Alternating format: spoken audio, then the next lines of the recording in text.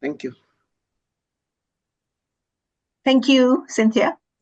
So this brings us to our next session, session 3, final session, which is strengthening community and stakeholder engagement in sustainable agri-food development. And the session chair for this is Hamish Hincha.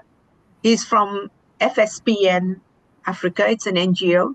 And Hamish, if you're there, please, can you take over? Thank you. All right. Thank you so much, Chair, and of course, the previous speakers and the moderators of the past themes.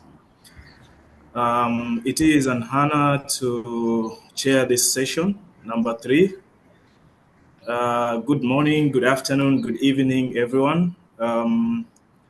My name is Hamisi, and I have the pleasure of chairing this session titled Strengthening Community and Stakeholder Engagement in Sustainable Agri-Food. As we all know, that the food system is not just about farming practices. It deeply goes beyond, and it is rooted in social system and community empowerment. And a truly resilient and sustainable food system cannot be built without the voices and active involvement of those who grow, consume, govern, and research the food system. Please allow me to share one of my favorite quotes, which is by Amartya Sen. And she said, communities are not just recipients of the development, they should be the source of innovation. So in this session, we'll definitely be looking at how are we strengthening in all our projects, how are we strengthening the communities and ensure that the stakeholders are fully engaged in sustainable agri-food development. So this theme will explore how diverse actors, from local farmers to policy institutions, as well as the academic researchers, on how can we work together to create a sustainable and inclusive agri-food system. So we are going to have a couple of presentations, and we will hear about real-world projects. We're going to hear practical tools and collaborative experiences that are reshaping how we are approaching this stakeholder engagement in the food system, as well as the agroecology and the resilience in general. So this is how this session will flow. So we're going to have 3 very insightful presentations, and that will be community and stakeholder activities in the ECOHUB, which is going to be presented by Ben. And also we're going to have the second and the third presentations as well. After that, we're going to have, just like the previous sessions, we're going to be having rich roundtable discussions. And here we're going to get like some real case studies, and of course getting to hear the experience from one of another Horizon Europe big project that FSPN, we are part of it. Dr. Kio will be here to share a little bit about Healthy Diets for Africa project.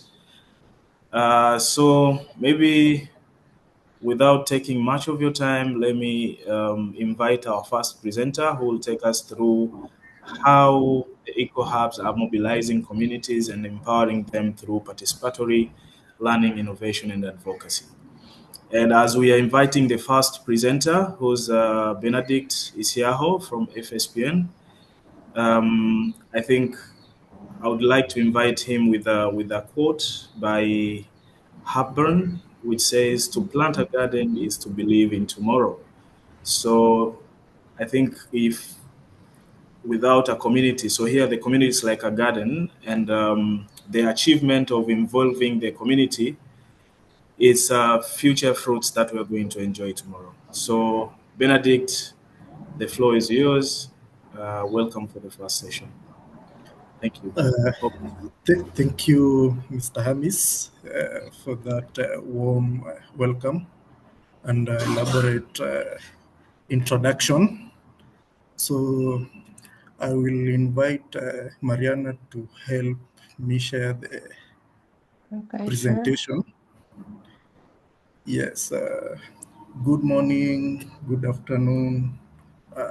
It's afternoon here in Kenya, a bit chilly, but we are doing well.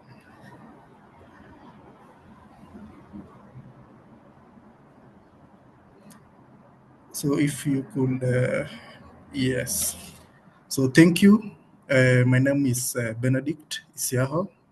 I'm working at a capacity of Program Officer Communication at FSPN Africa, as well as Communication Lead for the INNOECOFOOD project. So all the platforms, social media, websites, I'm the one in charge, handling all the external communication for the project. So today I'll be sharing about community and stakeholder engagement. So I think much has been shared about an EcoHub, but it would be good for us to know what an EcoHub is, because it has been just been mentioned here and there by the previous speakers. So this is like an integrated agroecological climate smart rural innovation and training center. So basically, all these technologies that have been mentioned by the previous speakers from INNOECOFOOD project, this is where the interaction will be between the partners and the communities, where they'll get to understand how the technologies work. Some of these technologies are new to them. So they have to be trained on how to use them, so that they are able to own this project beyond the project timeline. So in the EcoHub, the value chains that the project is focusing on are fish, which you have the catfish and tilapia. We also have the spirulina, which has been much has been mentioned about it. Then the insect, and we are aware that some of the communities where these projects are running products like insect and insect farming. This is a new concept which the project is introducing. So key features, we have the renewable energy, looking at environmental sustainability and preservation. The EcoHubs are also looking at smart technologies, reducing waste, which was presented by Dr. Benjamin. Also production, processing, and certification. Also marketing for sustainability and income generation by the communities, because this project is for the communities. As we understand much about the project, but now the community has to own it for it to realize impact. Next. So INNOECOFOOD is working in 6 different African countries on the areas of implementation, where we have living labs and the EcoHubs. So living labs, mainly they are located in big water bodies like lakes and rivers, but EcoHubs kind of, they are like small productions areas, where not necessarily they have to be closer to water bodies like the lakes and the rivers. And that's why we have the technologies like the IPRS and RAS, looking at circularity and recycling of resources like water. So we have 4 EcoHubs in the project. Which in Kenya we have one in Atala village. As you can see, it's somewhere remote there in the village, closer to community. We have Magu, Akosombo in Ghana, and in Egypt we have Abasa village, where the EcoHub is being constructed. Next. So just to jump in straight, we have stakeholders. I know when we mention about stakeholders, we normally think about government, we normally think about policymakers, researchers. But it's good to mention that when we are implementing a project, the community members, the beneficiaries of the project, they are also stakeholders, of which without them, the project implementation cannot take place, because there will be no beneficiaries who are going to enjoy the fruits of the project. So in INNOECOFOOD, we have the women and the youth, who are like the primary beneficiaries of the project. We also have the researchers, scientists, and also universities. As you have heard, some of the speakers are researchers and come from different learning institutions that are contributing directly to the implementation of this project. We have NGOs, SMEs like Peche, the project, doing the aspect of value addition. We have also other private sectors who are bringing in technologies into the project, the AI, the machines that will be used in the production, processing of the different products and food products and feed products for the fish. We also working directly and indirectly with government institutions. Like in Kenya, we are involving the county government where the project areas are, so that they know what we are doing as partners here in Kenya with the communities, and how best can we engage the communities, what will be the role of the community, how the community is going also to benefit from the project. Also, just inside the consortium, we have institutions that are research institutions in aquaculture, which are part of the government. We also have certification bodies that will be involved in the EcoHubs. We have like the Aquaculture Stewardship Council, which is mandated to do certification. So in the previous presentation, we have had some products that are being developed, and for them to now get into the market, they have to be certified or get the certification to be safe, considered as safe for human consumption or for fish production.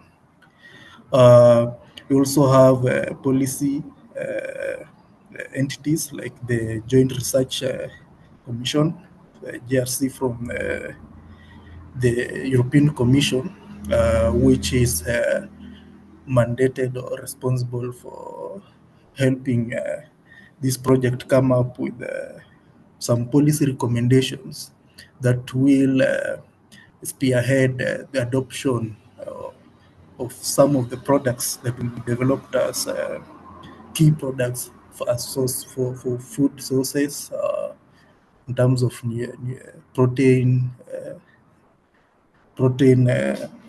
nutrients. Yes, as we all know, in one way or the other, policy is very key uh, in expanding production of some of the value chains that are being promoted by INNOECOFOOD.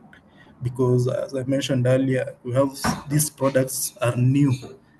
Some of them are being introduced in some areas, and if we have policy in place, then will assure and it will develop framework that could be followed to scale down the adoption of these technologies and the foods and feed products.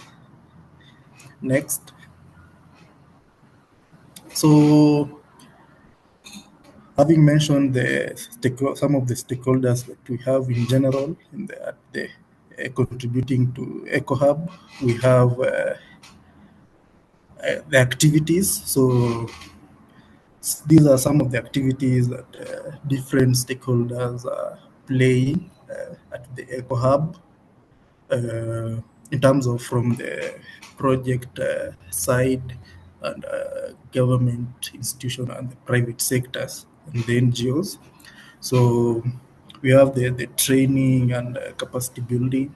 In EcoFood, we will be using the ToT model, whereby us as the project, we train community members who are tech savvy uh, on the knowledge on production, processing, and marketing.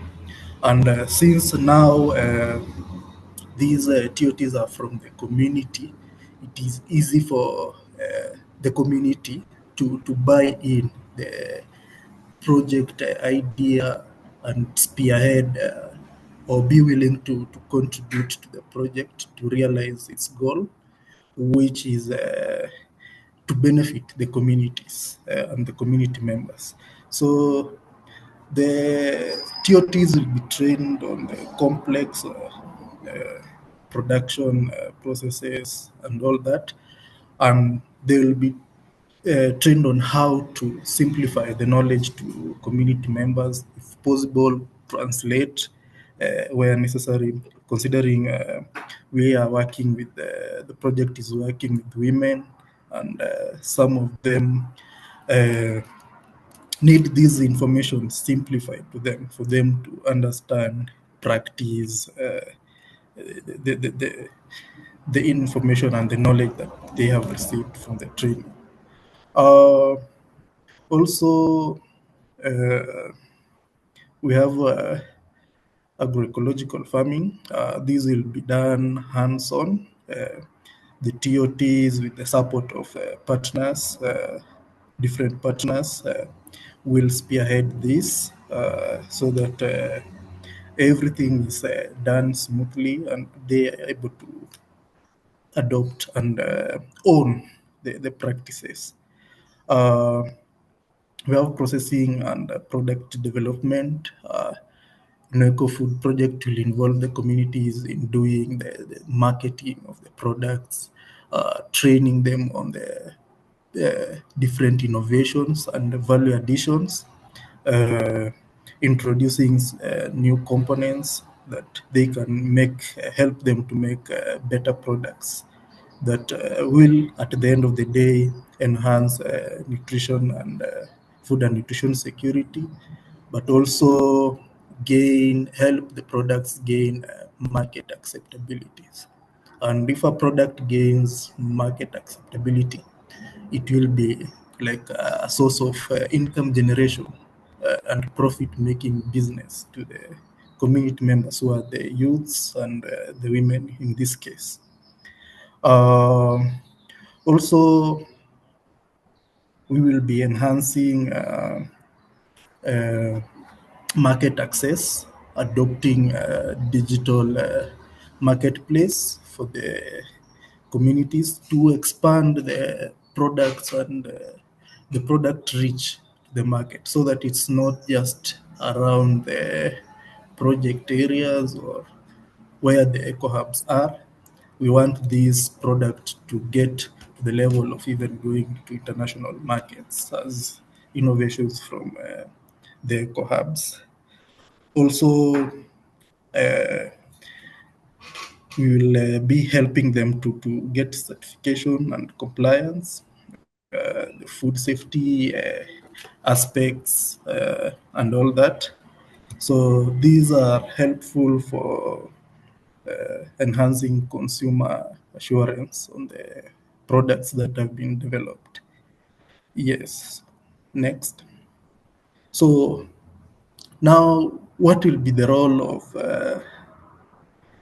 the community itself?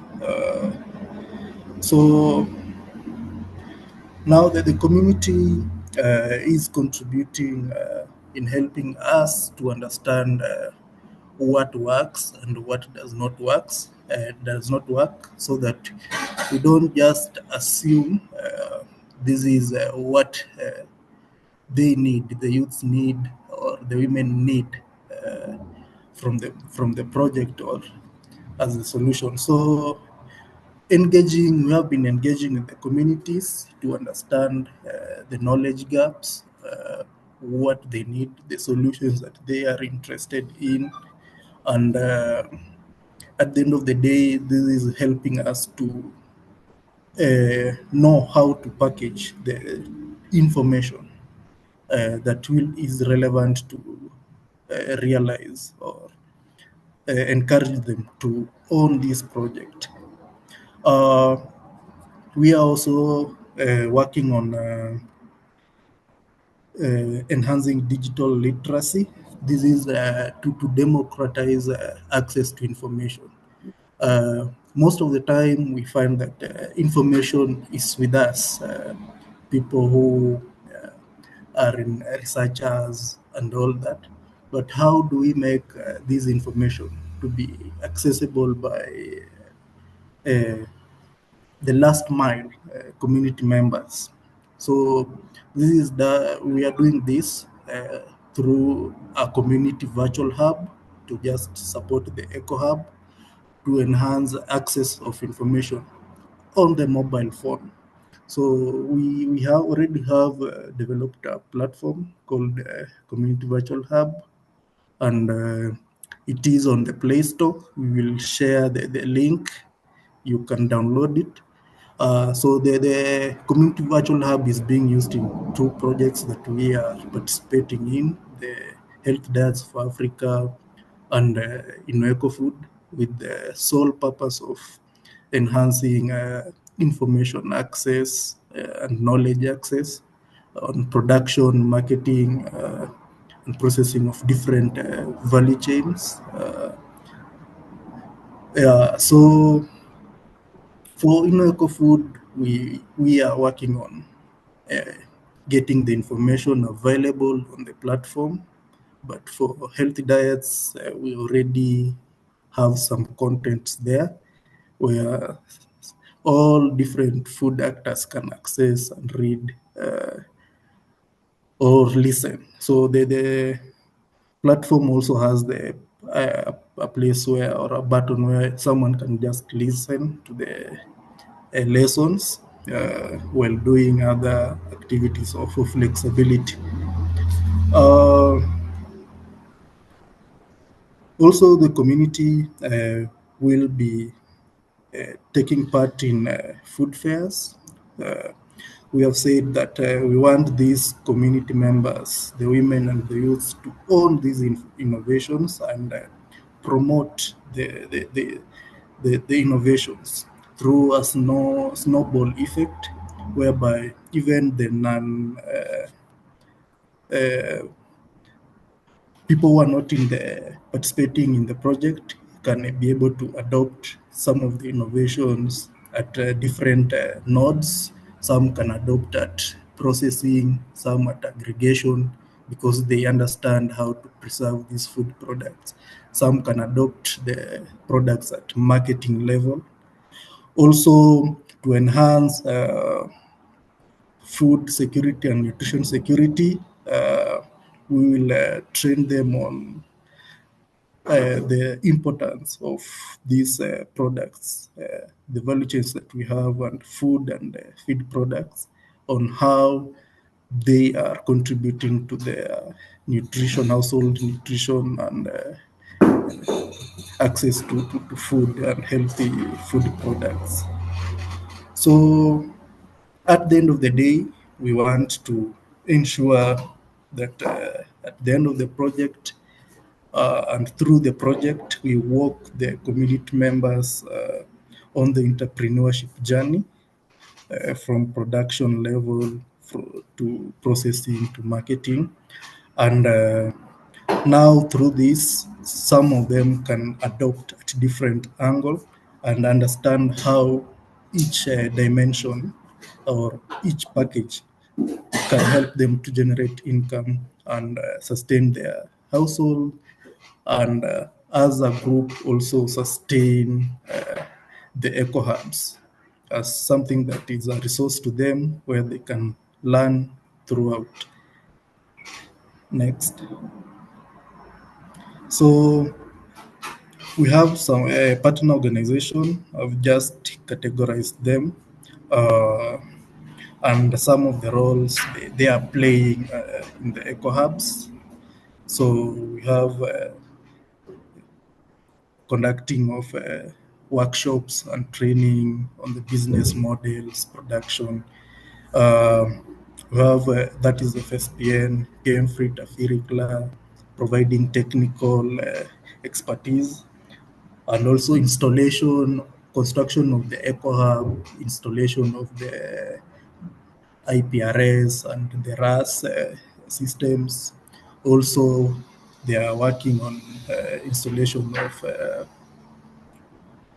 of the other value chains like spirulina and insects, where the production and processing will be taking place, as well as training, in-person training facility in the same within the EcoHub. We have ICPE spearheading the insect value chain. We have Mehmet University spearheading spirulina. This was presented by Dr. Said. We have some universities, just to mention a few, doing the research and contributing to innovation. We saw earlier JQuat doing production of the snacks, the cookies, by incorporating products from insects. We also saw extrusion from Yuna. We have also Peche spearheading production of these snacks, which are ready to eat, to also motivate children, young children, to adopt this technology, get health snacks as compared to conventional products. If we have cookies that have these components from the insects, powder, and all that, in a way, we are boosting the bioavailability of the proteins as compared to if they are just from starch or wheat products alone. We also have partners contributing to certification and policy influence as well.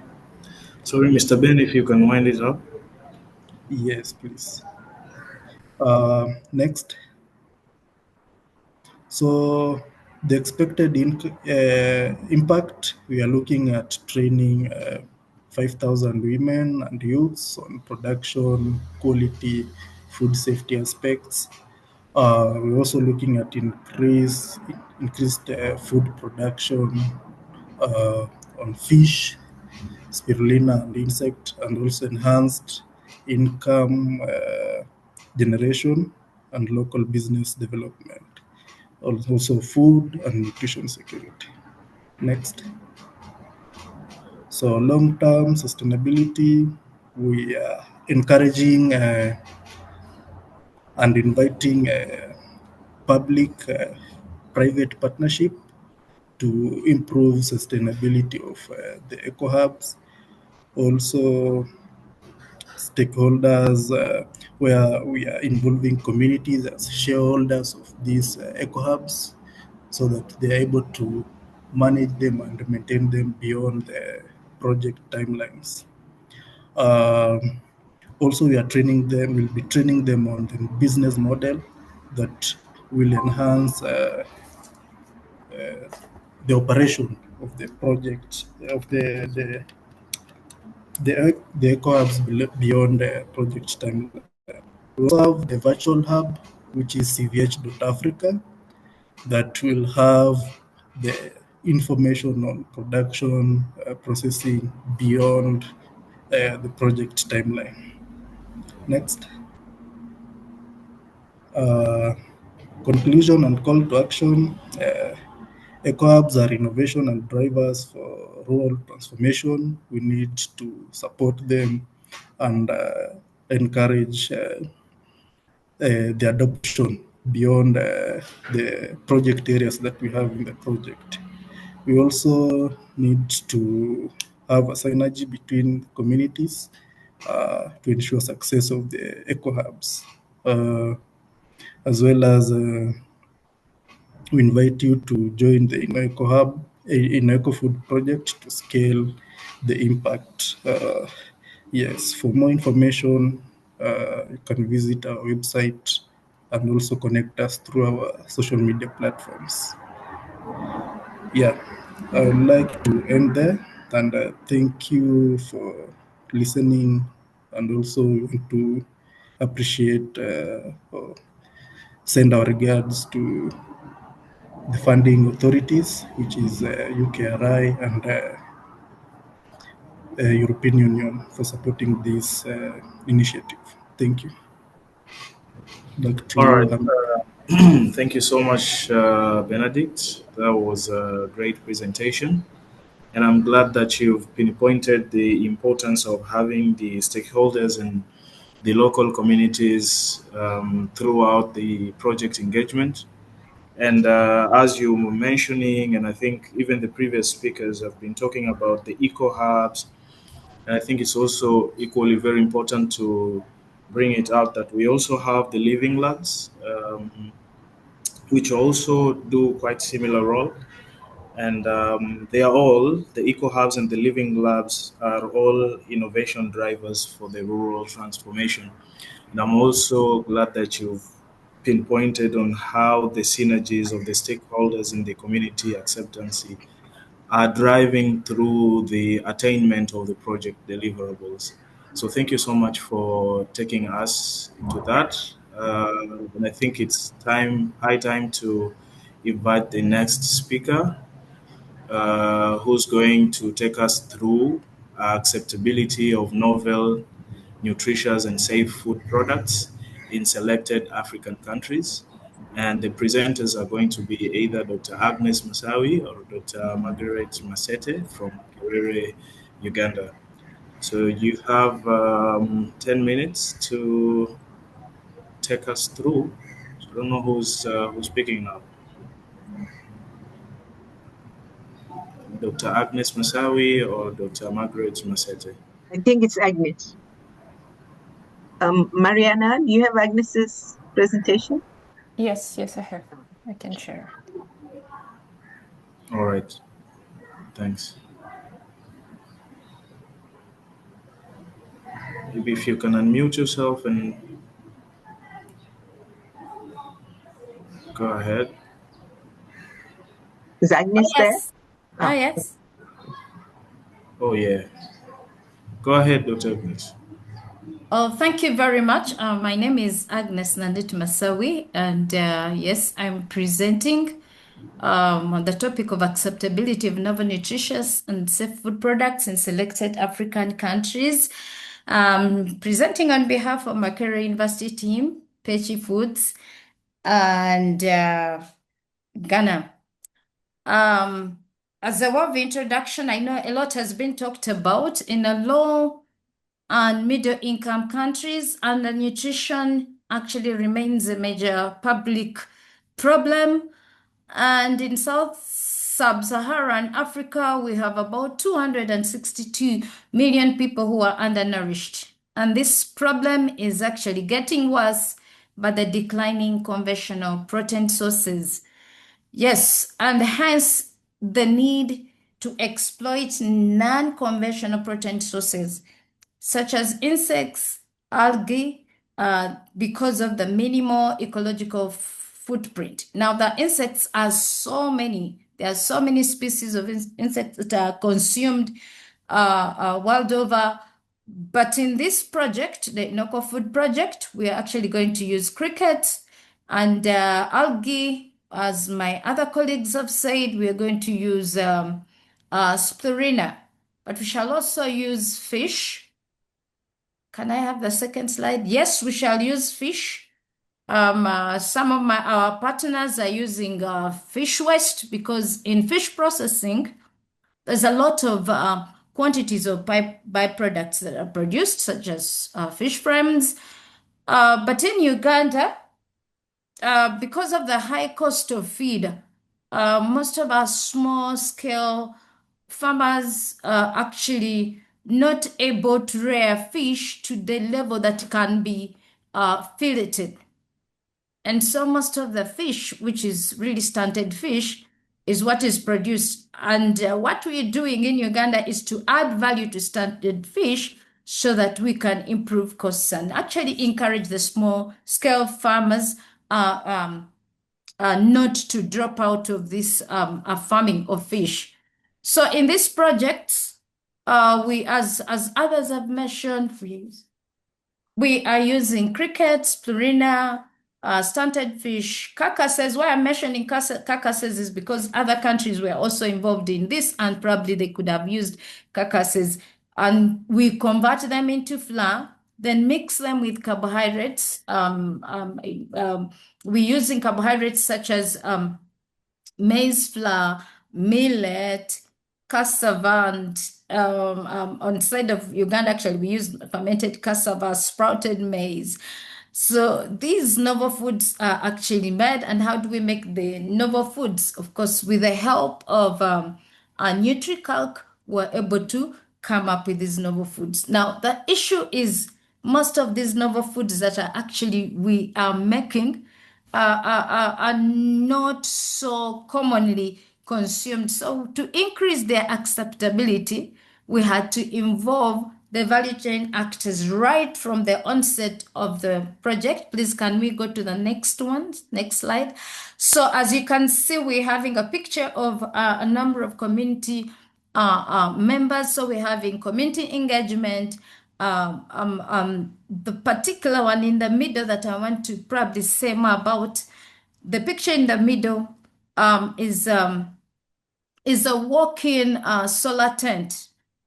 So as we talk about spunky, as we talk about the solar dryer, that spunky dryer, we felt like we needed to explain this to people. And you can't explain with just pictures, but we had to take, because we already have a solar tent, walk-in solar tent dryer in some village. And the study area, Buikwe, we had to get these people, take them to that area so that they could have a look at, appreciate this solar tent, because it's what people are already using to dry fish, to dry cassava and maize. So that is how we involved them. So we engage them in order to get their buy-in from the communities. Can we go to the next one? Yes, and then where we also involved the community is actually even in harvesting the crickets. Like in Uganda, in Masaka, is where they rear actually these crickets. So in getting, we had to involve them in harvesting, in cleaning, sorting out, and in the end, we were able to, we took them to Makerere to dry them. And then, similarly to fish was also harvested in Kamos. That is one of our partners that we're going to work with. And we're having people that are that helped us harvest the fish, process the fish, degut it, and then we was taken for drying. So can we have the next one, please? Yes, so we are having a picture of where fish is being dried and the crickets are being dried. Next. Next, please. Can I have the next one? The next slide. Yeah, it's stuck. Oh, sorry. Sorry. Yes. So after drying, our partners actually most of the pure cricket flowers actually obtained from Jomo Kenyatta University of Agriculture and Technology. They're the ones that provided, particularly for the partners in Kenya, and also the cricket flour that they used for doing a porridge. In Uganda, we did not extrude because we were just trying to experiment. These were preliminary work, but we hope to extrude later because what we have is surely big for commercial purposes. But when you're trying out, I think it's not really viable in terms of costs to use the bigger extruder. Yes. So can we? Yes, so this is just an example of we've done quite a lot, but I'm just showing you trying to relate the nutrient composition of raw materials in comparison with conventional protein sources, and we saw that actually the crickets and certain fish protein is actually quite comparable to the conventional protein sources. Can we go to the next? Yes, so these are the novel examples of novel products. I think Benjamin presented quite many of them. These are the products that we produce, protein bars from Uganda. Then the rest were produced by our counterparts. Yes, we have the cookies, the scones, and cricket. And having produced this, then we went ahead. We went ahead to test them, to do sensory evaluation using a hedonic scale. And as you can see, the cookies, biscuits, and the wuji were really, really highly accepted. People who tested them actually loved them. As for the protein, yes, as a protein bar and soup, we can say they were also generally accepted, but we need to note, yes, much as the acceptability was not as high, but we need to note that what we are using is not something that people are, already used to. It is new. And so we were able to get a number of comments. For example, they were telling us that they have that fishy smell. And so that is something that we need to go back and work on and see how to improve. Yes, but generally, can we go to the conclusion? Generally, from the preliminary results, the products formulated were acceptable among the population tested. And yes, as Benjamin presented, partners from Ghana, that research institute actually have also produced products, but they also used spirulina, which we didn't use in Uganda because we are not growing spirulina. But we hope that in the later on, as we improve our products, we probably will have some spirulina supplied by the ECOHUBs that are growing them. And the limitation here is that the community that actually tested, the population that tested was actually within the environment where we were producing this product. So we can say they were lab tested. So mainly because for us who are working at Makerere University, it is mainly the students that actually tested this. For the Pechi foods, again, it's the community within the factory that tested. And what is the way forward? The way forward is for us in Makerere, we're actually working on ethical clearance. And once we obtain it, we will actually go to the communities and be able to test the communities, test these products with the communities. And our partners in Kenya, I am sure even in Ghana, they are yet to also go. They're actually seeking, they already have the ethical clearance, but they're seeking permission, especially Kenya told me they're seeking permission to go to schools from the Ministry of Education to test the products. Yeah.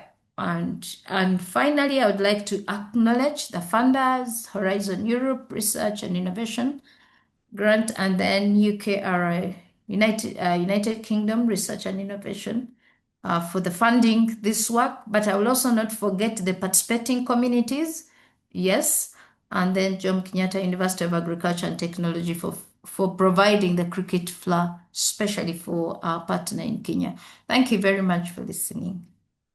I think that's it. Awesome. Thank you so much, Agnes. That was very interesting.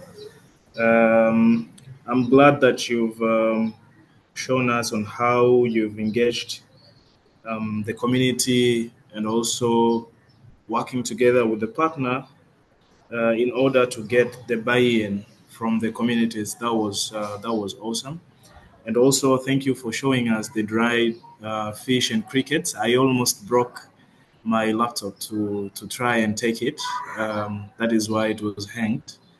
It looks so yummy. And also looking forward to test the biscuits and the cookies, and also get the uji. So that was great. Um, okay, going to the next presenter. That would be Dr. Elisa Oteros Rosas from CSIC Spain, and she's going to take us through Inspira Territorio Innovation Hub in Andalucia. I hope I've pronounced it correct. So, Dr. Elisa, please, the floor is yours. You're highly welcomed. Yeah, you did very well. So thanks very much. Thanks for the invitation. I hope nobody is still starving or falling asleep or anything after 4 hours on a row. So I hope you can enjoy this small visit to our area. So let me share my screen. See if this works.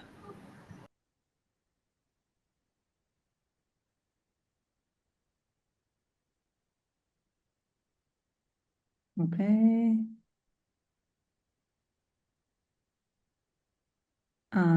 It's okay. Let's see if it allows me now. Yes. Okay, there you go. Can you see my screen now? Yeah. Okay. Yes. Yes, it's visible. Okay, I'll try to share the full screen. There we go. Yeah. Oh, you lost it. No, yeah, wait. No? No, you lost it. Mhm. Okay, then I might leave or I will try something else. Sorry. So let me try. Let me try this way. I think there may be an arrow towards the right. Can you see now my screen? The Yes. Firefox? Yes. Okay. Let me share from here. Let's see if it works. Does it work now? Yes. Okay. Yeah. Great. So, Inspira Territorio, as Bertrand was introducing earlier, is one of the 11 innovation hubs we have in agroecology Transact. So I'm going to roughly tell you our story. What is it? What is Inspira Territorio, which is literally landscape inspiration. Who is part of Inspira Territorio? So who are we?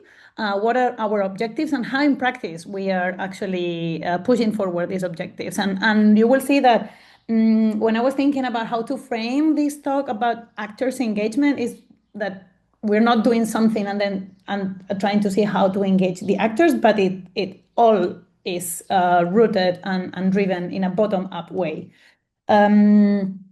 So Inspira Territorio, as such, it starts like a project from 2019, funded by a private foundation, Fundación Carazo, but it creates an alliance, a group of people that sits together with the excuse of this project, but actually that had been working before for many, many years on agroecology and in the area, no? to push forward agroecology in the area. So it's a pathway, it's a process. It's something that already existed before we called it Inspira Territorio and before it got funded, and that it will keep going on. So it's a reality in that sense, but it's also a dream in the sense of Galeano's utopia. So it's that will make us keep walking towards agroecology, because the core of it is activism, even though you will see that the ecosystem of Inspira Territorio is richer.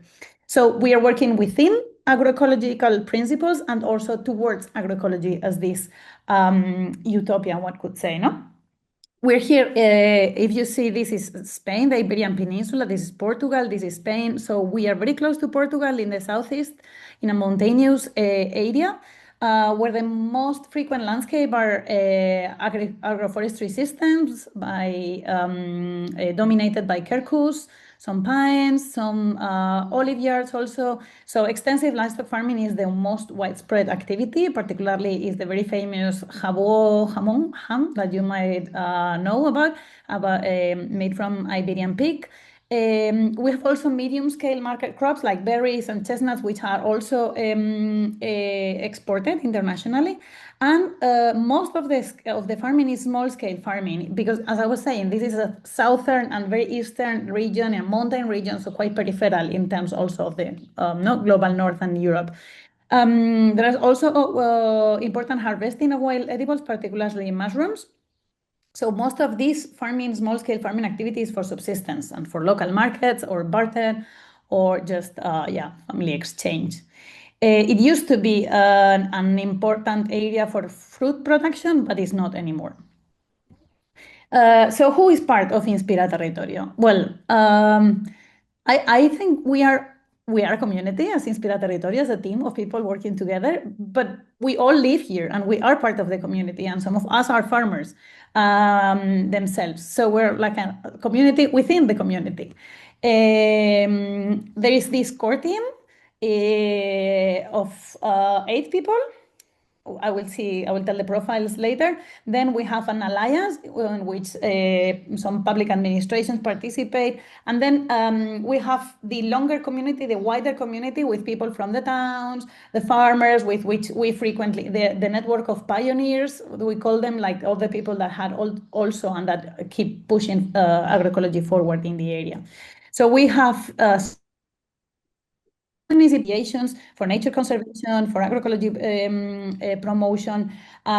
We have 2, so me, myself, and Jessica Milgrom, 2 researchers.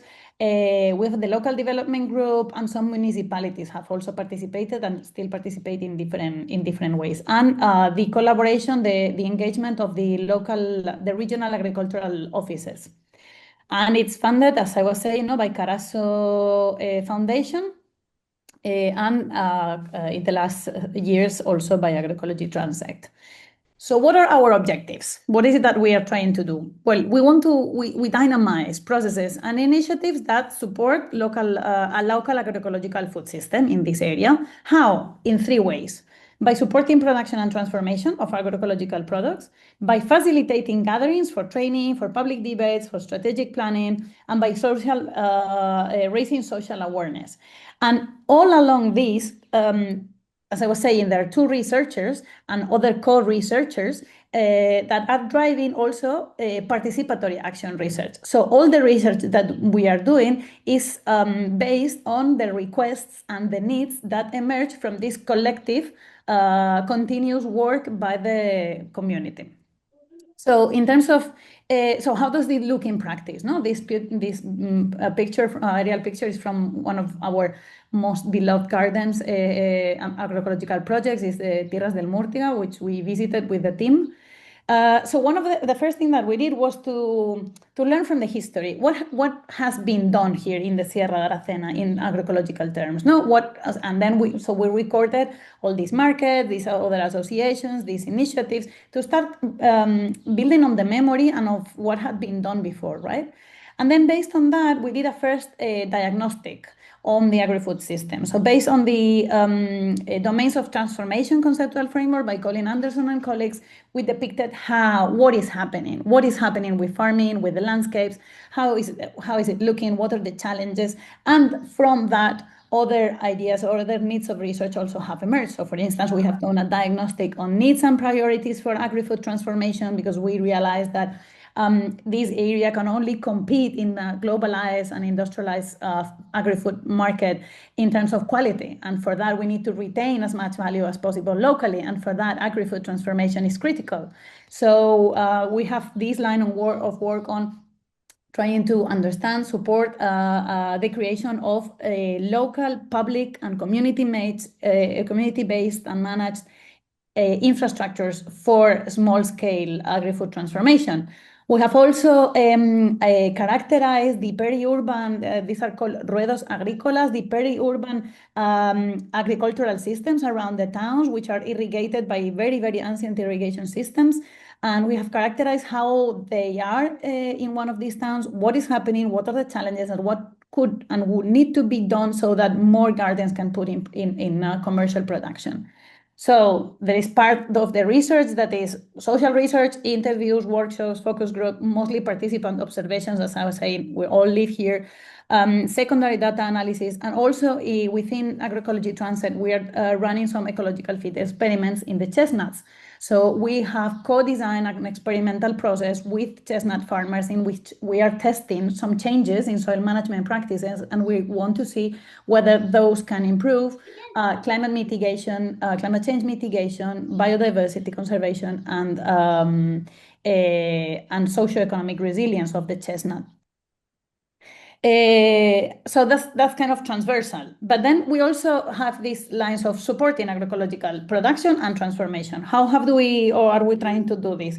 Well, the diversity of product we have is huge. So there is a lot, and as I was saying, this work on the infrastructures to try and make farmers to retain as much value as possible, and this includes honey, olive oil, chestnuts, as I was saying, small meat from small ruminants and cheese, conservation of fruits, mushrooms, dairies. How have we done this in practice? For instance, we have done a farming context. So we made a call for agroecological initiatives, and we evaluated them, and we gave some prizes. We have also ran the day of the gardenskeepers, and there was a context, in which they show up, about their products. We have also created a forum around garden management and water management, because water for irrigation is a common in this town I was mentioning before. So we are also supporting communities around governance for the management of these common pool resources like water or like public infrastructures, because we have also realized that governance issues and conflicts can also hinder sometimes the development and the opportunities that these infrastructures offer. And most of what we do is to facilitate gatherings, trainings, public debates, strategic planning. So for instance, we have had tens of gatherings. We did this full day on agri-food transformation with experts from different sectors and different profiles. We also had a day of training on public purchase with the local schools and hospital.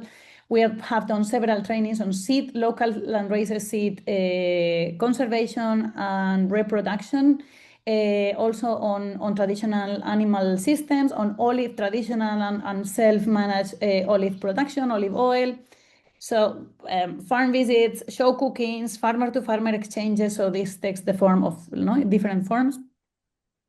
Then we have also facilitated public debates around critical issues. For instance, we had one online, because the first part of Inspira Territorio in 2020 was during Corona. So we had an online debate about what was the linkage between the agri-food system and the pandemic, or around water. We have also had until this year a severe drought. So we have had we opened this forum also around water management, water issues, and water conflicts in the area. We also did a participatory scenario planning to collectively design with the whole community what is it that we wanted to do to keep pushing forward agroecology. What is it that we want? And then in the last 2 years, we have also participated very actively. We're at the core team of the facilitation of the biodistrict, which is a public initiative to distinguish this area as important for organic production and consumption. And most importantly, one of the critical issues that we identified since the beginning was that in order for agroecology to prevail, we need people to believe in it. So one of the largest constraints for this type for the initiatives themselves, but also for consumption and for traditional farmers, was that there's nothing you can do. We have lost the battle. You know, the supermarkets have won, and the industrialized system, and this is just like there's nothing that can be done. And that's a very powerful narrative in terms of discouraging even young farmers or interesting initiatives. So we are super clear that there needs to be a change in values.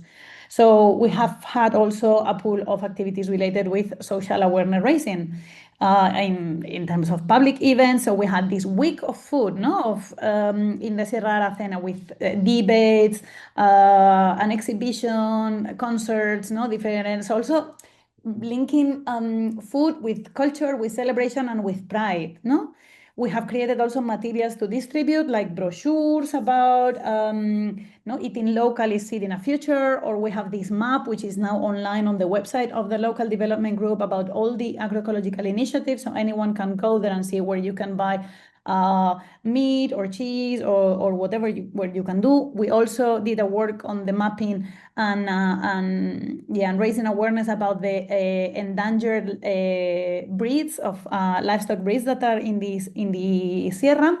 And we have used artistic approaches also, to tap on people's emotions and feelings. So we had this photographic context some years ago, after which we did this beautiful exhibition and gave prizes to the winners and so on. And we have created an open-air museum with murals, large-scale murals. These are the main ones, the largest ones, and each mural has been created by an artist or group of artists, all of them local, most of them young, most of them women, in conversation with the municipalities and with the local populations, because they had to decide what was it that they wanted to depict that made them proud, that they wanted to show off about. So basically, we have engaged actors for agroecology, but I was saying, as being part of the community and everything is working on a bottom-up way in this also participatory action research perspective, basically by recovering, co-generating and transmitting local and scientific agri-food knowledge. So also facilitating these exchanges of knowledge and not prevailing one over the other. Gathering people together to reflect, to debate, to decide on future steps together, and to collectively also step forward. Networking, setting bridges between actors that before didn't have any space to encounter, to gather together, and where also the needs and the resources can meet. And this is something that is happening, for instance, around the work on infrastructures. And finally, but perhaps mostly important, as I was saying, mobilizing emotions around what is agri-food culture and agri-food landscapes. This is a protected area, and it is so, and it has the values, and this is why it's also a well-known area for tourism because of these agri-food cultures and cultural landscapes, and that is only possible when traditional farming practices maintain, and those were and still are very much aligned with agroecology. So with that, I leave you the also information about, a contact email of Inspira Territorio, the webpage, and also my own email in case anyone wants to further expand. Oh, thank you so much, Elise. That was a very interesting one. The Inspira Territorio initiative, a community within the community. That was a great key point that I was able to take it. And having a local agroecological agri-food system whereby the locals are key. Also supporting the community in terms of the governance issues was also another area that shows how the stakeholders in the communities are engaged, and also having the public debates and the social awareness rising. And of course, using the bottom-up approach in the designing and implementation of your programs, all these showcasing how this project is actually having the communities and the locals in the core of the project implementation. So thank you so much for sharing that. That was quite interesting one. And we're looking forward to learn more through your website. And of course, people can reach out with your email. Now we're inviting our next speaker, Alma Moroder from ZALF, Germany, which you're going to talk about the serious gaming environments to support the transition towards agroecology through knowledge transfer. So you're highly welcomed. Thank you. Can you hear me? And can you see my screen now? Absolutely, we can hear you, Alma. Okay, can you also see my screen? Yeah, it is visible. Yeah. Okay, I have to show it like this because otherwise it doesn't work. So hello, thank you for still being here and still listening. I'm Alma Moroder. I work in Germany at the Institute of, at the Center for Agricultural Landscape Research, short ZALF. And today I'd like to talk to you about how serious gaming environments can potentially contribute to an agroecological transition.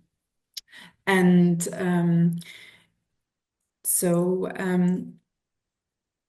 wait. I'll jump right in. So what are we doing? What did we do? You see the title is Digi Farming Lab. It stands for Digital Farming Laboratory. And so what you see here on the left side is an aerial shot of the real life experiment called Patch Crop, which is a landscape experiment existing in real life. It is located in the state of Brandenburg. And what happens here is that smaller field arrangements, the so-called patches, have been established with site-specific crop rotations under different soil conditions. And here the researchers test alongside the farmer how well these patches perform in terms of promoting biodiversity, improving resource use efficiency, reducing pesticides, adapting to climate change, etc., how competitive flower strips are to soil erosion, etc. So, and this landscape experiment was chosen as an existing diversified cropping system, and that has been simulated as a virtual scenario. So we, and when I say we, I speak of our team at ZALF, mostly when it comes to the development aspects of our research. I mean our colleagues at TU Dresden, the Technical University in Dresden.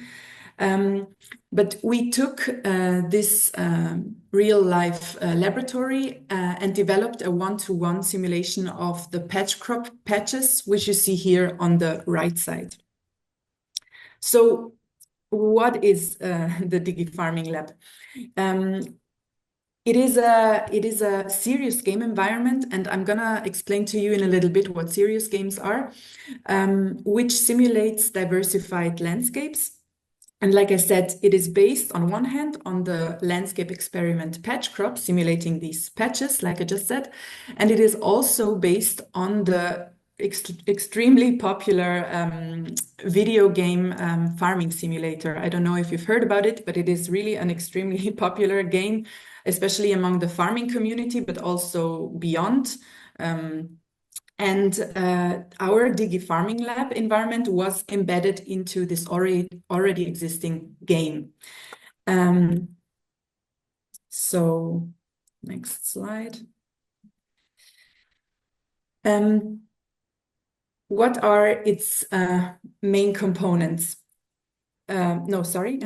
Sorry, just go back. I forgot the goal. So what we want to achieve with our DigiFarming Lab are firstly to introduce diversified agricultural landscapes to a broad audience, so beyond academia, but also to serve as a science demonstrator within and beyond academia, fostering simulation-based and game-based learning.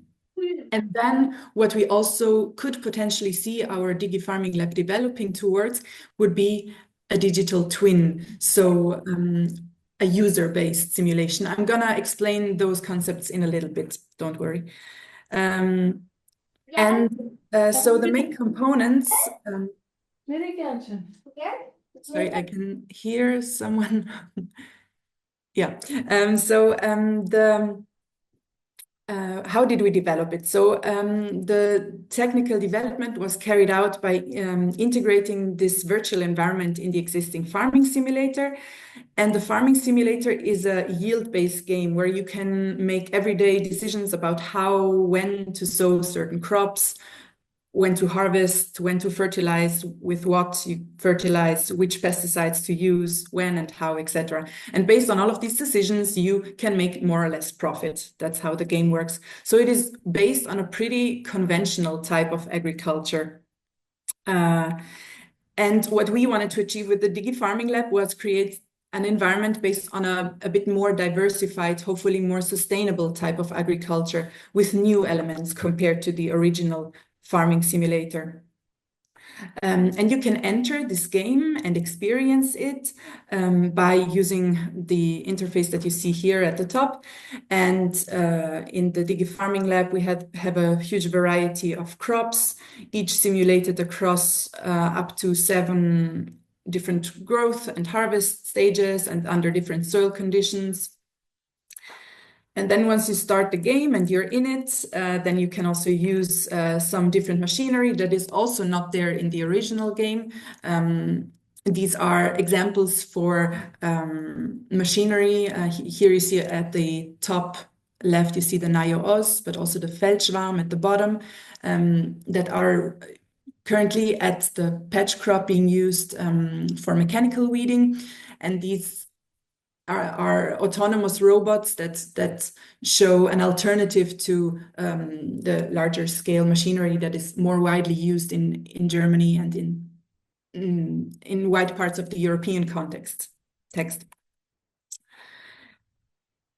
And so what is also new compared to the original farming simulator are elements such as agri-photovoltaic, agroforestry, contour farming, which is field shapes that are adjusted to slopes or water bodies.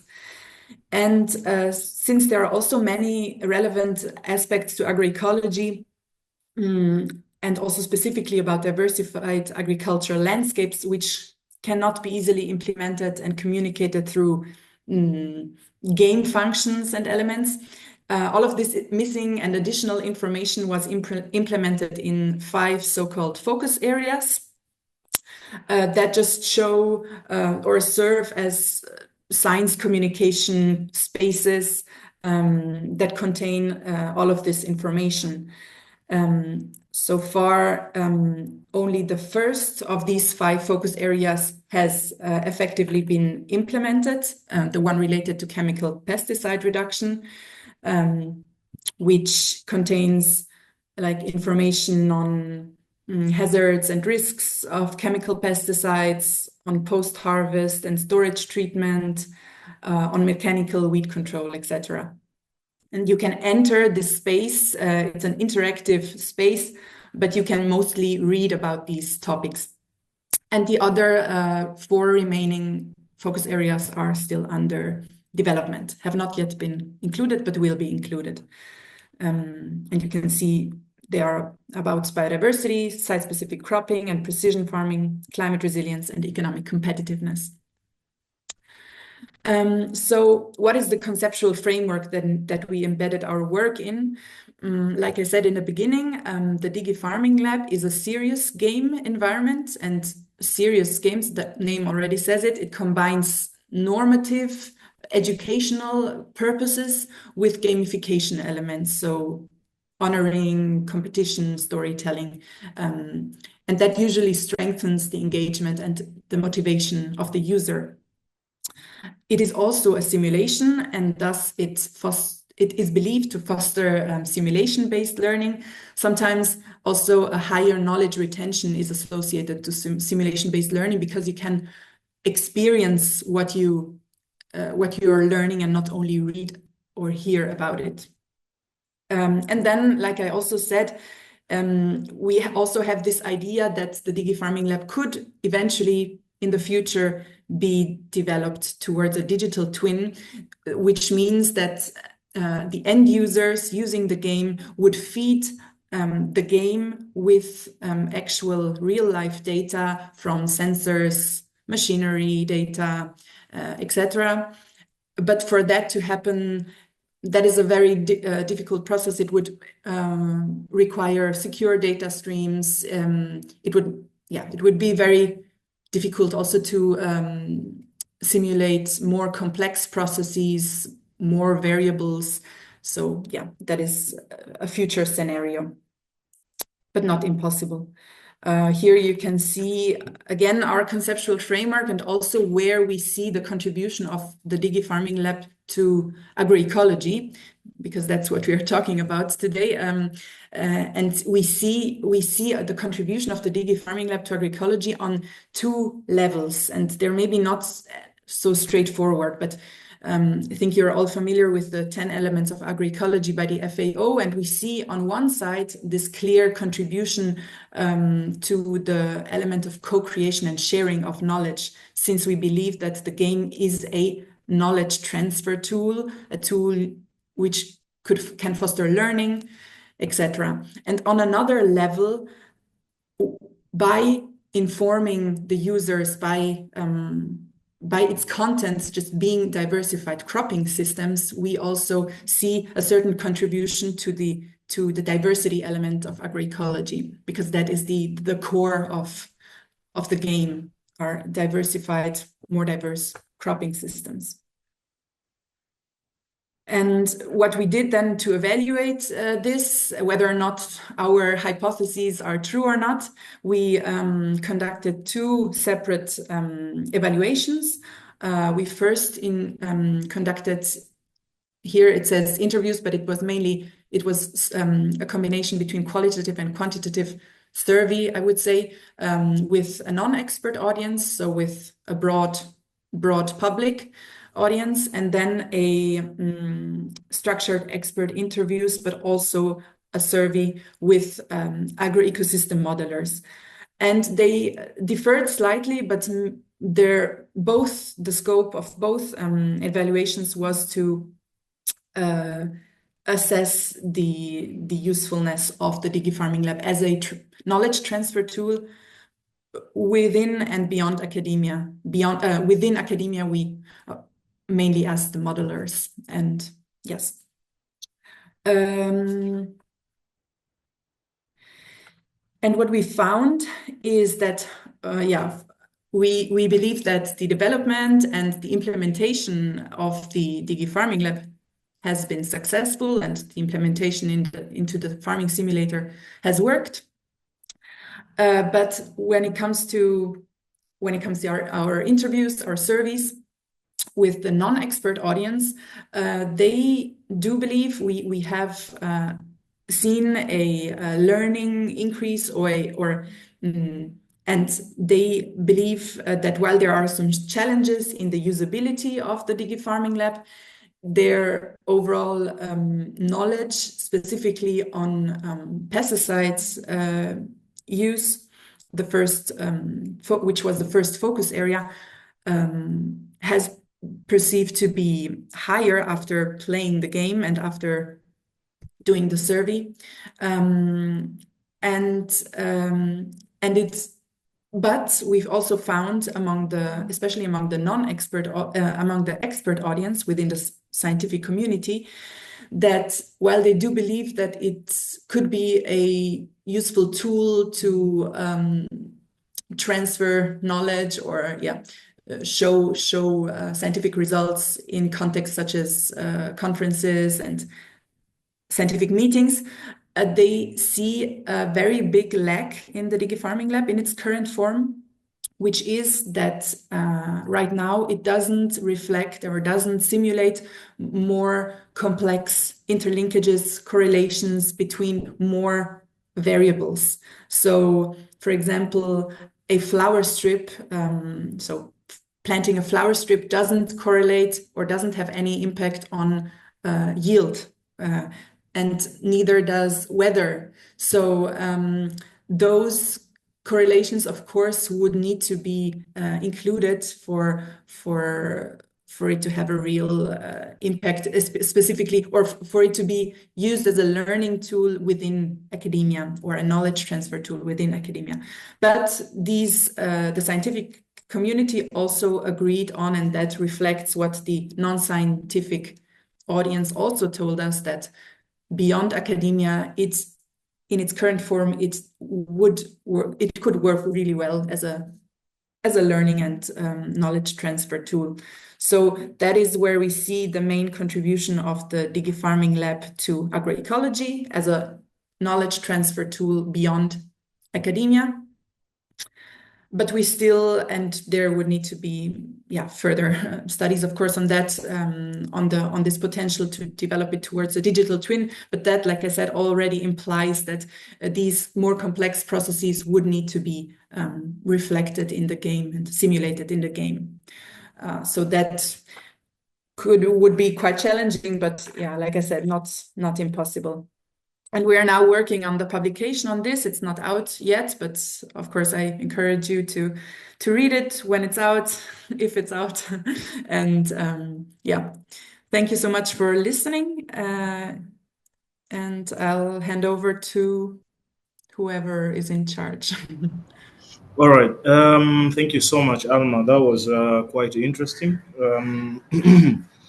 It's great to hear the DigiFarming Lab and how it goes beyond the academia, and how it serves as a science demonstrator.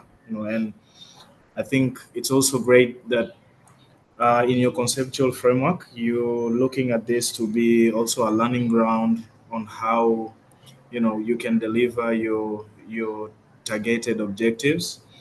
And it's also good that in your critical assessment and evaluation, you had the people, the community, and the users throughout the process. And I think this is going to be a very great knowledge transfer tool, as well as the awareness tool. So hoping that the community are going to enjoy the gamification process, and perhaps maybe achieve the deliverable. So thank you so much. That was quite a great one. So now we're diving direct into the our roundtable discussion. So we have the JRC, support to sustainable transition of food systems in Africa, and Dr. Pascal Tillie, the JRC, European Commission from Spain.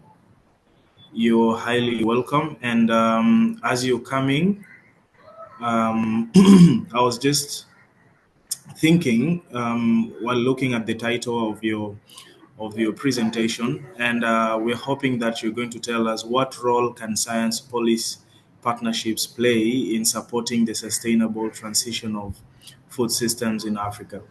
So that is just mine. So we're inviting you to do your presentation, but it would be also great if you touch a base on that. So, Dr. Tillie, the floor is yours.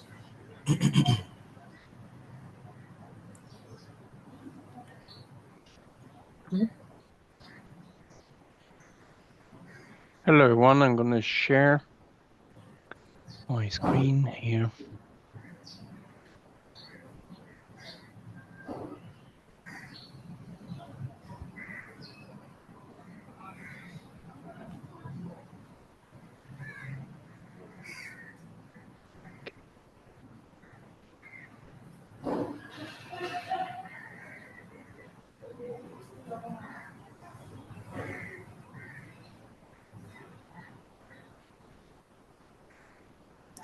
All right. So as Sorry, yes, Dr. fighting Tillie with the several screens. Yes, should be okay now.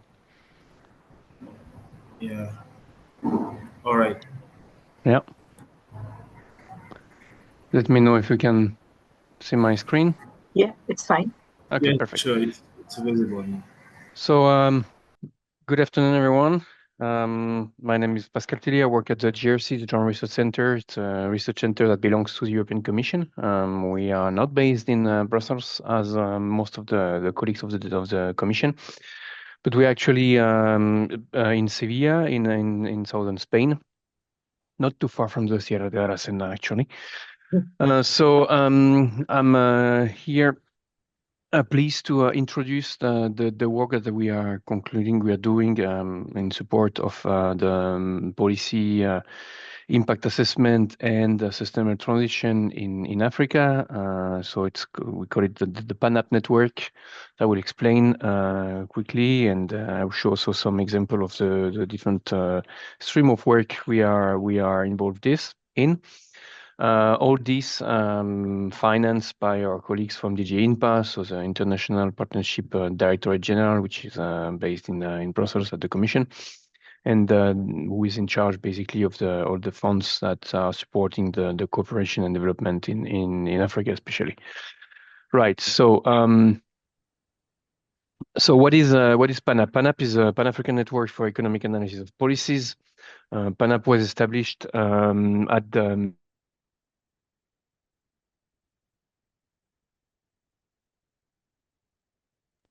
Yes. Can you hear me? Now we can.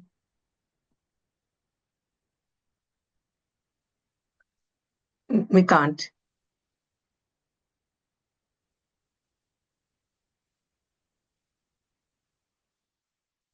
Yes.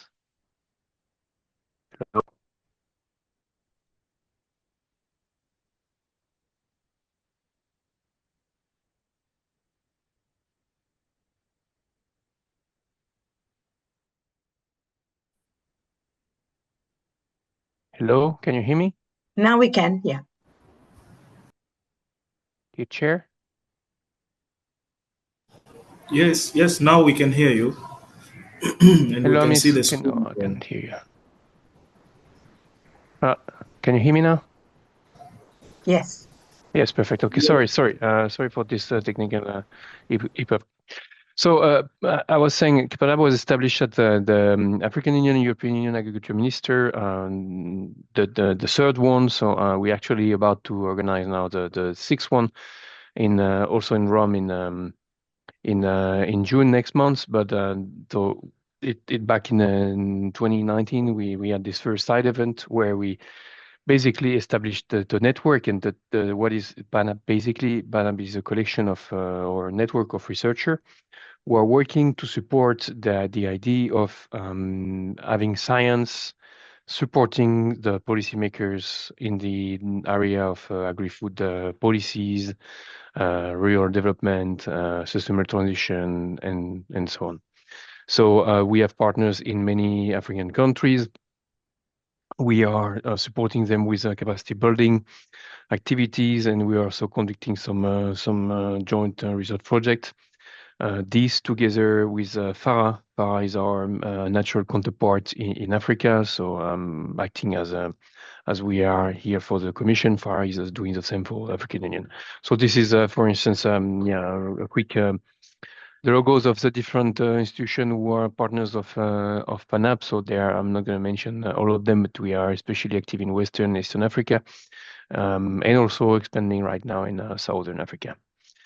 We had several events like I said, at every African Union, European Union Agriculture Ministerial Conference. We are always present, but we are also we are intending to organize General Assembly each year. Usually, we are trying to tie up with another event which is already happening on the continent.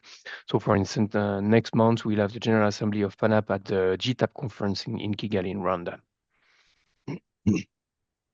In terms of topics, so we cover a large number of topics, but we have a strong team working on trade-related issues studies. We especially been addressing a lot the topic of the African continental free trade area, and its possible impact of on agri-food sectors and at different level, at different scales, from the macro scales to the farm level scale. We're looking at the impact of that the FCTA could have on food security, on growth, job creation, poverty, and so on.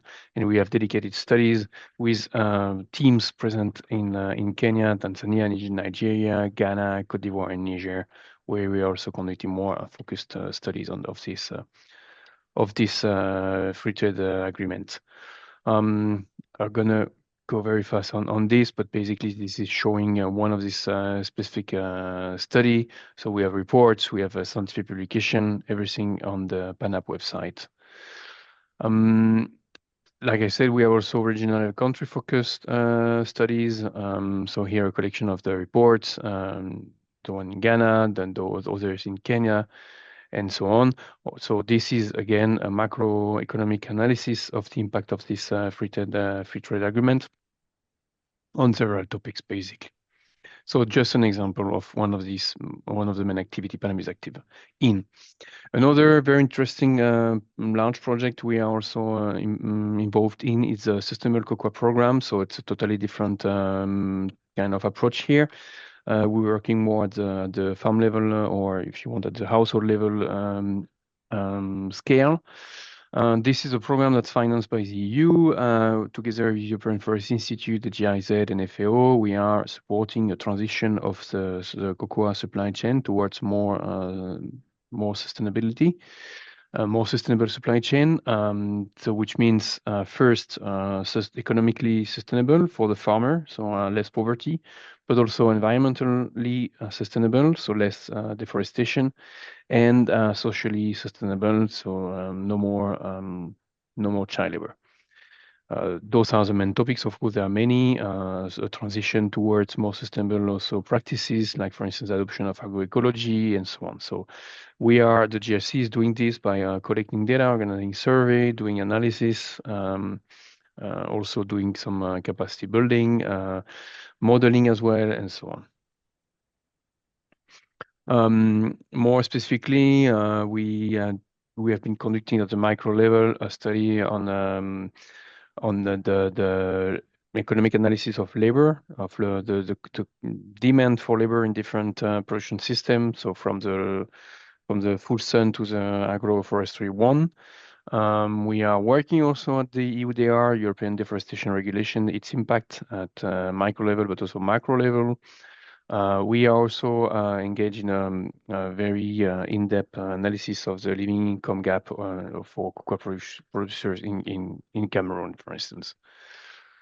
But I will also, that's the one I just mentioned. I will skip this slide, and I will now focus also on the different project we have now, or we had, or will have, on the related to sustainable practices in African food systems, also linked to agroecology.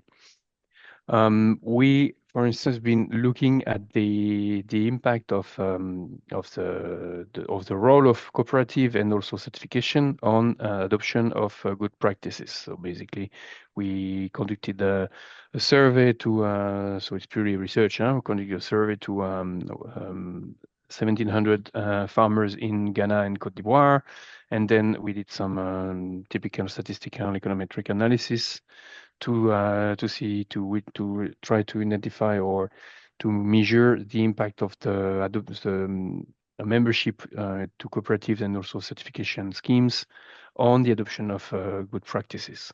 So we show some interesting impact there. Another example of a work that is linked to agroecology or sustainable transition. We've been looking at the impact of subsidy program in Senegal, input subsidy program. So it's a purely chemical, this is typical program where government is financing, subsidizing the adoption of of chemical fertilizer, for instance, and improve seeds and so on. And again, we collected data through farm surveys, and we did some focus groups and choice experiments and so on. And we showed that the program had virtually no effect, not on increasing yields or production or income. That the main issue is the targeting problem, that the farmer who would need a subsidy to adopt fertilizer are actually not getting the subsidy. It goes to other group of farmer, more connected farmer, larger farm, and so on. So it's a typical crowding out effect, and we also in this report are advocating for other type of support, like for instance supporting the adoption of organic fertilizers or compost kind of.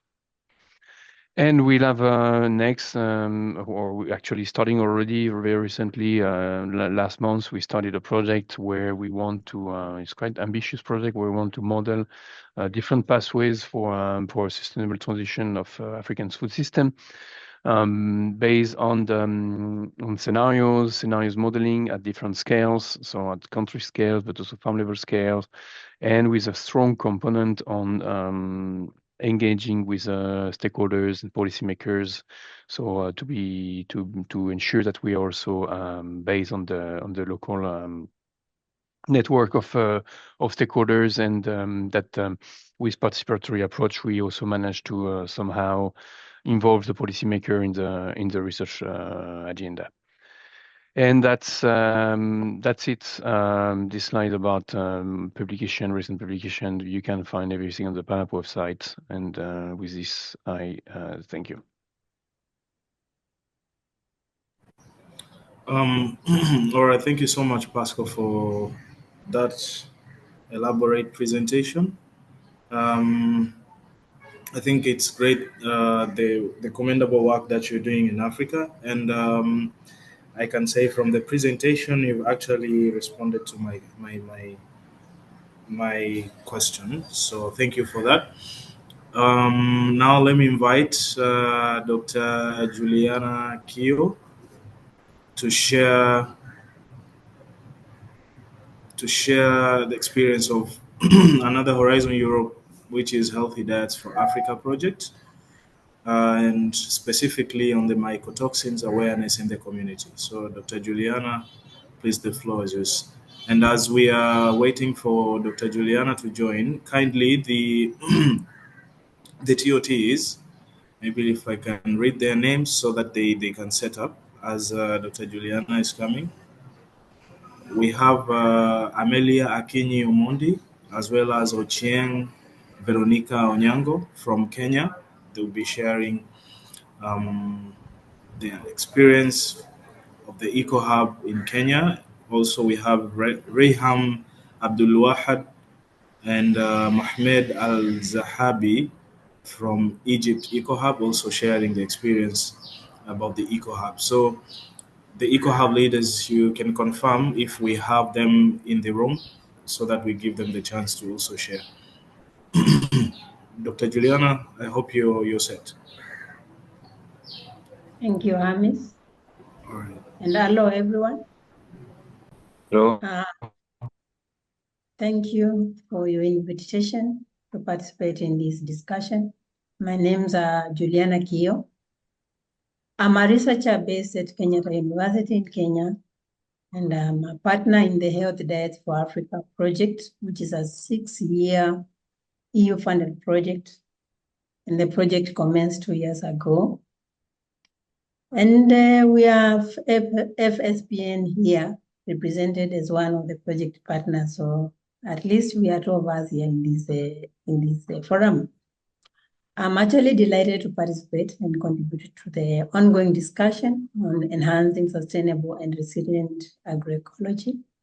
Kindly allow me to give a brief for our project, which is ongoing. The goal of our project is combating malnutrition in Africa through diversification of food systems, with a central theme on dietary diversity for safe, healthy, and affordable diet. but it has a strong component on planetary health diets, which targets both human health, healthy ecosystems, and environmental sustainability. And this, of course, is a theme which rhymes a lot with the discussion today. So our project consists of 20 partners. We have a whole consortium, 20 partners. 7 of them drawn from European countries and 5 from African countries. It's coordinated by the university in Germany, just as Liebig University in Gießen. Our coordinator is Michael Frey. And this, as I was saying, then we are looking more at the dietary diversification, but now for work package 5, which I'm involved in as a leader, we are looking at diversification for safe foods. And then, of course, trying to link it with healthiness, nutrition outcome, but looking at other sustainability issues of the diet. I'm leading work package 6, and it involves working with the local communities to enhance food safety by creating community awareness. But we also are conducting exposure assessments to several toxicants, including mycotoxin, one of them, but also others like heavy metals in food system, acrylamide, which is a compound formed during food processing and cooking of food. Then we have also interest in pesticide residues. I'm going to share some of the findings and experiences in creating community awareness on mycotoxin. I was more prepared for a panel discussion, so I did not prepare really presentation slides. Sorry for that, but yeah, I'm just going to talk about it briefly. So here in Kenya, we have conducted some household surveys, but also market surveys. And the household surveys will engage farmers, but also consumers. And at the market level, we engage food vendors, especially in the informal market, in a rural and also urban setup, to see, we wanted to see what are the commonly consumed foods, and those foods at a high risk of exposure to the different toxicants, mycotoxin being one of them. We did a lot of sampling of those foods from the market to the households. And of course, one of the aspects is to analyze for the levels of these toxicants, and also establish the exposure using dietary consumption data to see how our population is exposed. But also one of the central themes of our work package 6 is also to create the community awareness, as I've already said. So I will emphasize more on the community awareness aspect. But before I can go to that, it is important to emphasize that mycotoxins significantly threaten food security, food safety, but also health systems in Africa and world over. That's general knowledge, and there's a threat, especially for public health, which needs to be addressed, but also for agricultural productivity and economic development. There's a lot of scientific evidence which has confirmed the existence of mycotoxins in food and feed chains. And there are a lot of scientists have reaffirmed the seriousness of the mycotoxin issue. So awareness creation among value chain actors is quite important to mitigate the risk associated with mycotoxin in food and feed value chains in Africa, particularly where we have really a problem. And of course, this targets all actors from the farmer, producers, all the way to the table, that is the consumers. And there's really a gap, especially in terms of awareness for all those value chain actors here in Kenya and of course in many African countries where a majority are not aware even of how the mycotoxins occur, which mycotoxins occur, which foods are affected, and what they can do about it. So I'm just going to talk briefly about some of the findings, quick points, which we observed from our research here in Kenya, conducted in both rural and urban setup. We sought to establish whether the community is aware about generally mycotoxin, but also specifically aflatoxin, because we had more interest, of course, on the aflatoxin, and we found that indeed, majority of the community members are quite aware about aflatoxins, but very few know about mycotoxins in general. That is the several types of mycotoxins which can exist in food apart from aflatoxins. And this, of course, confirms the ongoing efforts by governments and partners in awareness creation about mycotoxins. I mean aflatoxin, but not generally all mycotoxins, like in different food value chains. So there's a gap there in terms of awareness of mycotoxins. Again, in terms of coexistence of different mycotoxin in foods like aflatoxin, fumonisin, cereulone, ochratoxins in foods and feeds. Of course, there's a gap also, and our partners who are not only in Kenya but in other African countries like Nigeria, they are really doing a lot of this. Ivory Coast also, so investigating on the occurrence of mycotoxins, and of course the reports coming out show that there is coexistence of different mycotoxins in different foods. And investigation into this then shows that the local communities are not much aware of the existence of these other types of mycotoxins in food value chains. So that is also another area of interest in terms of awareness creation at the community level, and especially all the food value chain players.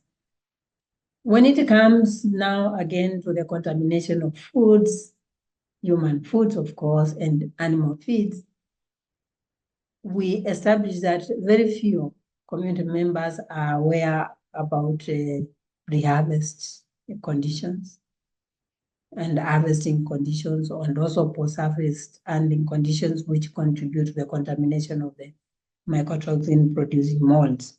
There's a gap there. Majority of them are just aware that contamination can occur during storage, but they are not really aware that even during harvesting process, they can get contamination.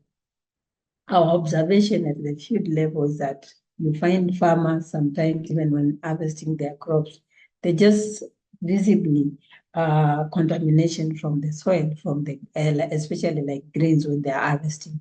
Many other practices which really make the produce prone to contamination. So this is also an area which we identified that really was need to emphasize on the whole at all levels of contamination, so that farmers and even consumers, because even the consumer, most of the time, especially that rural setups, they are doing their own production of grains and other foods, and even drying to store. So apart from that, we also have the distributors, the market, the vendors who are selling this produce, and you find they're actually doing the drying function even at the market level. When they purchase the grains, sometimes you see them even trying them out there. So a lot of awareness is really needed in this. Definitely there was also general lack of awareness among the communities on safe handling and storage practices to reduce the risk of mycotoxin contamination. Some reporting suboptimal post-harvest handling practices, but also now the storage conditions where they store these grains. Some of them really make them prone to contamination. We also looked at the awareness of community members on high-risk foods for mycotoxin contamination.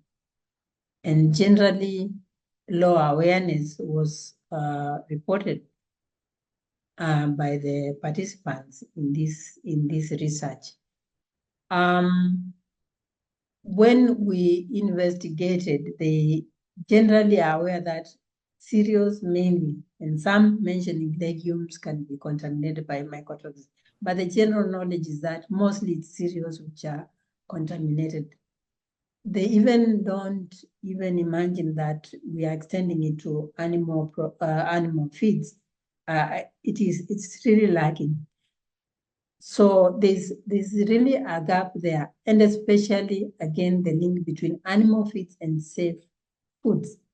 A lot of the participants were reporting that they are not aware that indeed animal-based products can get contamination through the animal feeds. And some even reported that the grains which they don't consume themselves, they reject due to maybe physical discolorations, moldiness. They even feed it to their animals. So that is also an area where we observe that most of the farmers and even the consumers are not aware that they should really not feed the animals with rejected or mycotoxin contaminated or suspected feeds. So that's an area, again, with a gap in terms of awareness. Well, again, based on how the local communities assess the investigation of foods on animal feeds based on their physical look or appearance, they mention aspects of discoloration, moldiness, and so on. But what we also picked was they are not also aware that even physically looking, clean looking grains can be contaminated by mycotoxins. And of course, this would be associated probably with high moisture content, with the grains and the storage aspects. But this again shows that indeed the physical inspection is just mainly what they use to accept or reject the grains for their own consumption. And sometimes I would even say that our observation was it is really not very key in terms of what criteria they are using to decide on what is so good for their consumption and what is so bad, or what can be rejected, what cannot go into food. Because even when you go to the markets, then you observe really physically moldy grains which are being bought maybe for milling, for flour, and so on, and also animal feeds. So sometimes I'm sorry, can we finish in a minute, please? Because we've got 3 more people waiting. Thanks. I'm finishing almost. I'm almost done. So thank you so much. That was an area we observed that there's really also a gap in terms of how they assess and even how they can be able to tell whether the moisture content is right and the food is the food or animal feeds are dry. And then finally, there's also general lack of an awareness on the health effects associated with mycotoxins. And in particular, we looked at whether the community is aware about the toxicities associated with mycotoxins and especially aflatoxins.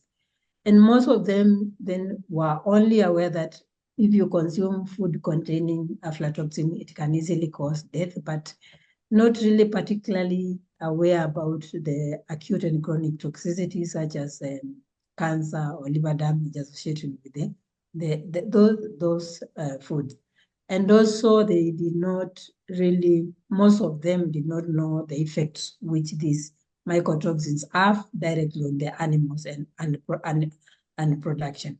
So that is also a gap in terms of awareness. And one key one also about malnutrition, the link between mycotoxin exposure and malnutrition, stunting among children is also lacking. Very few, actually less than 5% know about that link between mycotoxin and malnutrition. So basically, there's need to create awareness among all the food value chain actors in terms of mycotoxin awareness. That is what conclude, but also to highlight that it is one of the key objectives in the Health Diet for Africa project to create public awareness about the mycotoxins, but also other toxicants. We are doing this using community physical and virtual labs together with our partner here, FSPN, represented, but also then developing materials for advocacy among the different value chain actors. Thank you for your attention, and over to you, Amis. Thank you. Thank you. Thank you so much, Dr. Juliana. That was quite interesting to get the findings.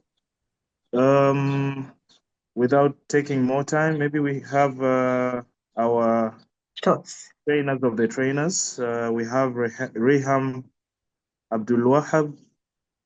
Maybe you can use like 1 or 2 minutes to give us the experience of EcoHub, how you're engaging your communities and what challenges or success you've experienced. And then after Reham, we can have Muhammad Abdul Zahabi. Muhammad Al-Zahabi. Okay. Hi. Oh, all right. Hi. Good Go morning. ahead, Muhammad. Hi. Hello. Hello, everyone. Yes. Yes, I am Reham Abdul Wahab from ECOHUB from Egypt. In the first, I would like to thank European Union and the INNOECOFOOD project about this wonderful conference. About my experience, I am responsible for spirulina production in Clar. In Egypt, we have already started initial production from spirulina, and now in the processing of producing, harvesting, and drying, and added it to fish feed. We have a lot of experience from this conference and from this project, because it is the first time to me in any project. So a lot of thanks of all, and with partner Turkey partner set, we have a lot of experience from it in the strength of spirulina and how isolation and production it. So thank you for everyone. Thank you. Yeah. Thank you. Let's have Muhammad Al-Zahabi. Thank you so much, Reham, for that. Thank you. I'm Muhammad Zahabi from EcoHub Egypt, Clar. I have experience in fish production from IBRS systems. And now in this time, we start to establish the system in Bond, in earthen Bond. We buy the equipment like a blower and the monitoring unit. And I finished and with my team finished the survey, the baseline survey and focus group. We make a survey with more than 60 from people from Bessa, from a farmer and another civilian from Bessa village, and make like 5 focus group, no, 6 focus group, 2 in Abessa and 2 in Kafr Sheikh and 2 focus group in El Bahia Governorate. The Kaf Sheikh and Bahia and Shirkiyya is the largest fish production governorate in Egypt. So I meet the farmer. They are already using BCF and some worms in fish feed, and also meet some factory food fish feed factory. They have line production line using BSF in fish feed and experiment in fish farm. So I meet many people allowed to using BSF in fish feed only.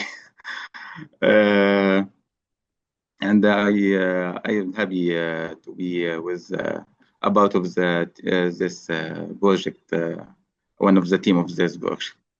Thank you. Thank you. Thank you. Are there Thank any you so much, thoughts? Mohammed. I don't think if we have any more ToTs in the room. No. Amelia Okinyi Omondi or Ochieng Veronica Anyango? All right. In which case, thank you, Hemis, for chairing this session. I think it was an interesting one and very challenging as well, and worked out really well. So thank you. All right. Thank you so much. Yes. So it leaves me now to sum up and conclude.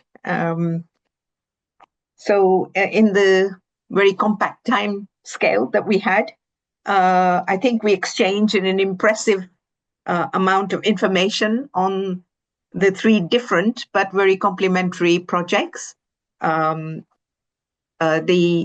agroecology transact shared knowledge and experience of innovative approaches used in ECOHUBs and learning cycles. Talked about barriers and levers to improve transition to adopt agrotechnology using innovative ways to interact with local communities.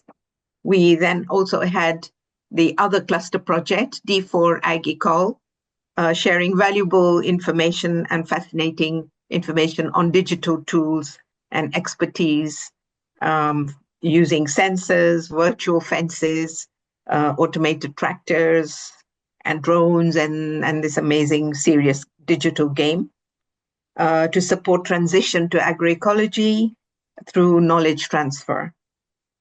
And finally, our colleagues in INNOECOFOOD shared advances made in establishing ECOHUBs and living labs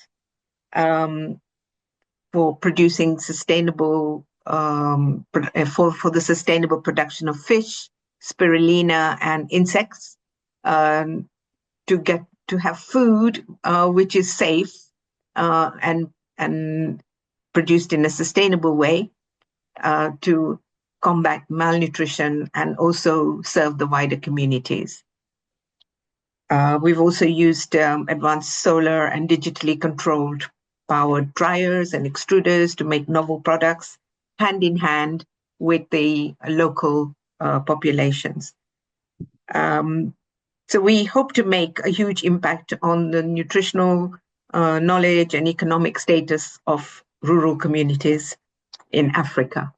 And Pascal Tillie also contributed his talk on PANAP and involvement in Africa, which was good to hear. So we are all limited as to how much we can share in this time available, but I can safely say that this conference has provided an excellent first step, and we should continue to keep abreast of each other's projects and results that are obtained. This will not only enhance our work, but also lead to future collaboration. And here I would also like to mention that apart from the three cluster projects that we set out to collaborate with, we also had a couple of speakers from completely different projects like Sustain in Africa, Healthy Diets for Africa, and I mentioned PANAP. So this is a sign, a positive sign of the interest that the conference collaboration has inspired. Finally, I would like to thank each and every one of you for coming together and sharing your knowledge and expertise so generously and working hard to make this a successful conference. I would like to acknowledge funding from the European Union and the UK Research and Innovation for all of the 3 projects. And I thank you, the audience, for being so patient. I know we ran over time, but I think everybody had so much to say that we couldn't really stop them. So thank you so much, and thank you for coming. And please keep in touch, and we will hope to maybe see you all in maybe our final conference, so even before that. Thank you very much. Thank you, Nazlin. And with that, we'll close. Yeah. Thank you. Thank you. Thank you, Thank Dr. you, Nazlin. Thank you, Nazli. Thank you. My pleasure, my pleasure. Thank you to all the team and all the colleagues in the project. Yeah. Thank you. Thank you for your support. Yeah. So are you enjoying being trained? Are you enjoying your training? Yes, that's yes, of course. good, good. Thanks, Dr. Thank you Nadir, very much. for this opportunity. Thank you so Yeah. much, Nadine. Goodbye. Yeah. Thank you all for coming and thank you for participating. Yeah. Thank you. Thank you. Bye. Thank you. Bye-bye. Bye. I'm sure everyone's starving or going to bed or something. Yeah.